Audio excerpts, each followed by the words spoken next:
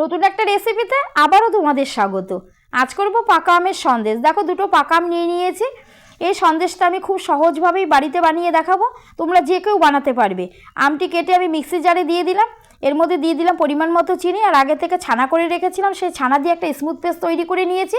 Fry প্যানে কিছুটা দুধকে ফুটিয়ে রেখেছি, তার মধ্যে ঢেলে দিলাম, ভালো করে ফুটিয়ে নিয়ে এটাকে টানিয়ে নেব। দেখো অনেকটা টেনে গেছে, আরও কিছুক্ষণ শুকিয়ে নেব। এটা পুরোপুরি শুকিয়ে গেছে। এবার আমি একটা চৌকো টাইপের বক্স নিয়ে নিয়েছি, তোমরা পারলে যে কোনো টাইপের বক্স নেবে। তার মধ্যে একটু ঘি মাখিয়ে এটাকে দিয়ে আমি ঢাকনা আটকে আধ ঘন্টার জন্য ফ্রিজে রেখে দেবো। দেখো ফ্রিজ থেকে নিয়ে এসেছি, এটা সহজেই বেরিয়ে আসবে। এবার এটাকে আমি একটা ছুরির সাহায্যে টুকরো টুকরো করে কেটে নেব, ঠিক কালাকাটের সাইজ করে কেটে নিয়েছি। দেখো সন্দেশগুলো দেখতে কতটা লোভনীয় হয়েছে, আর উপর থেকে একটু বাদাম কুচি ছড়িয়ে দিয়েছি।